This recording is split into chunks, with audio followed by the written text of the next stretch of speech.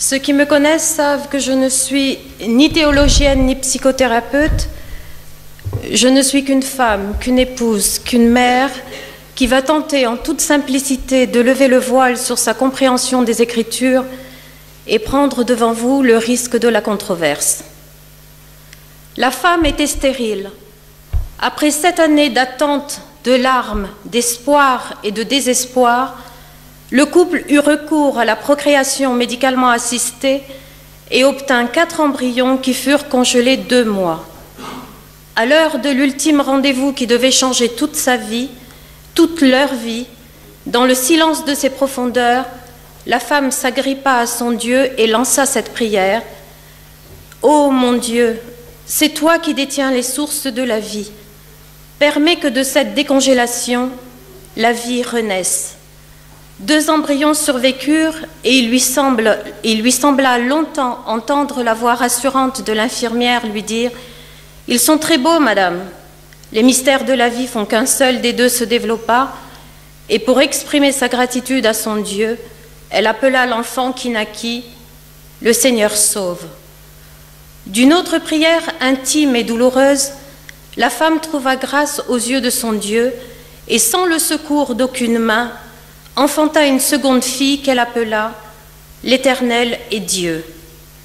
Et comme la générosité de Yahvé est sans limite, le Seigneur tourna sa face une 3e fois vers la femme, et elle acquit une descendance à celui qui la porte, qui la supporte et qu'elle insupporte parfois. De son fils, le Père dira qu'il serait son bâton de vieillesse, et lui donna comme nom « Fils de la droite ». Dans la Bible, le contrôle des naissances n'existe pas. Il n'y a ni pilule, ni stérilet, ni préservatif. Lorsque l'homme tente une contraception, il y perd la vie. Ce sera le cas d'Onan, un des fils de Juda, dont vous retrouverez la version originale dans le chapitre 38 de la Genèse. La seule alternative possible à la fécondité est donc la stérilité. Curieusement, celle-ci est exclusivement féminine. La femme est soit considérée bénie, enfante jusqu'à la ménopause, développe une vie sociale et acquiert ainsi ses lettres de noblesse, soit elle est stérile et c'est alors le drame. La rivalité féminine ne se mesure pas encore à la taille de guêpe. Non, elle arbore l'insolence et la générosité d'un ventre rond, seul privilège pour compenser le désamour de l'époux. Arrêtons-nous 30 secondes sur l'histoire de Pénina. Dans le premier livre de Samuel, tout nous porte à croire que son mari Elkana l'épouse en seconde noces uniquement pour s'assurer une descendance. Il n'est pas question d'amour, de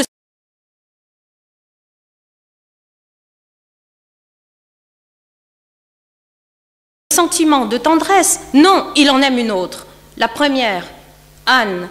Celle-ci, il l'a choisie. C'est l'élu de son cœur, l'amour de sa vie. Il la gâte sans complexe, au vu et à la barbe de tout le monde, mais tous ses fertilisants sont inefficaces, elle reste stérile. L'autre épouse, c'est du 2e choix. Avec elle, il a rédigé un contrat en bonne et due forme, scribé en 3 exemplaires, dûment rempli, complété et signé. Pénina honore le deal, elle est féconde et donne des fils et des filles à son mari. Mais la transaction est un marché de dupes, et le ménage à 3 tourne au vinaigre. Jalousie, disputaillerie, marronnance. D'autres, avant eux, s'étaient déjà risqués au jeu des liaisons périlleuses. Vous vous souvenez? Sarah, Agar, Abraham. Mais à Dieu ne plaise, cela ne m'arrivera pas, à moi, Elkana. C'est une erreur fondamentale que de mettre 2 femmes sous le même toit et de croire naïvement qu'elles ne vont pas se crêper le chignon. Il faut être un homme pour penser ça. Elkana aurait pu également tirer le leçon d'un autre trio qui, bien malgré lui, avait sans doute défrayé la chronique en son temps.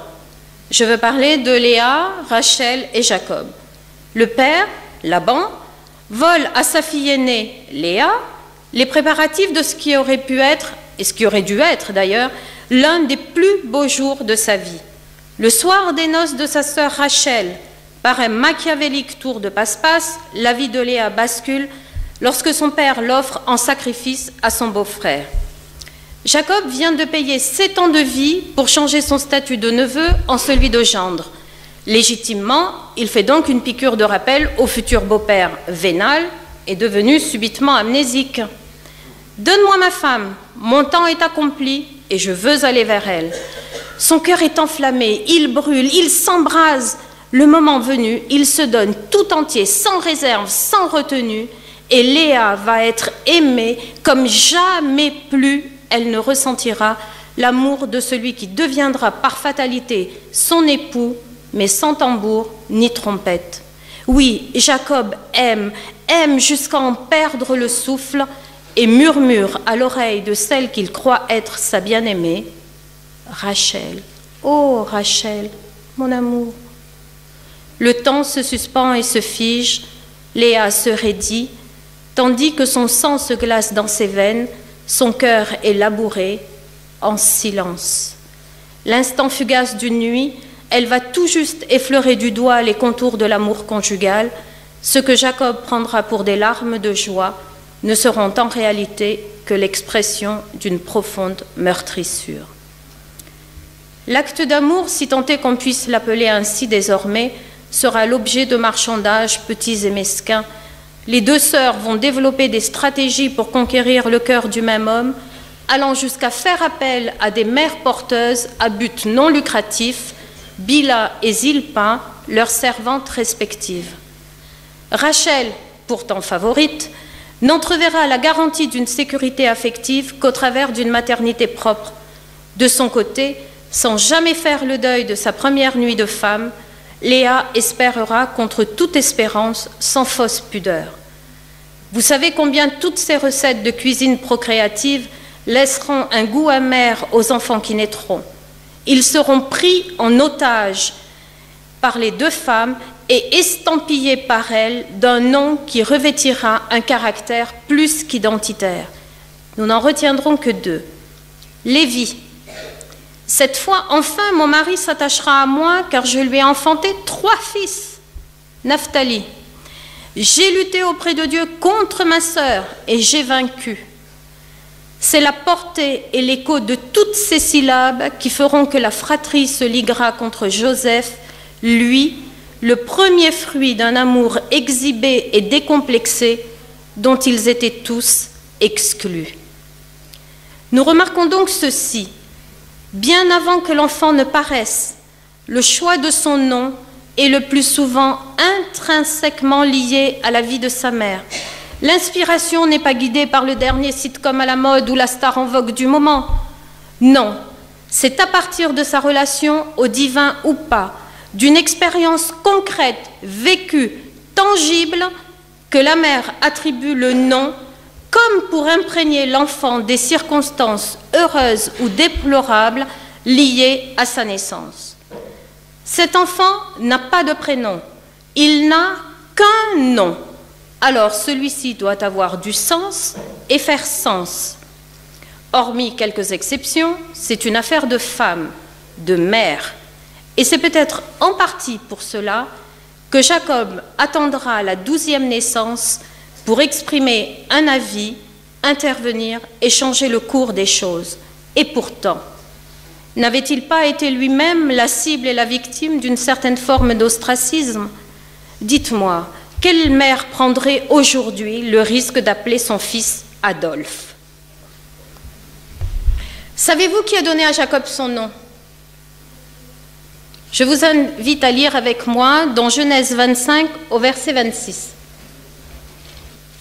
Après cela, sortit son frère, dont la main tenait le talon d'Ésaü, et on lui donna le nom de Jacob. On. Rebecca et Isaac sortent de 20 ans de stérilité.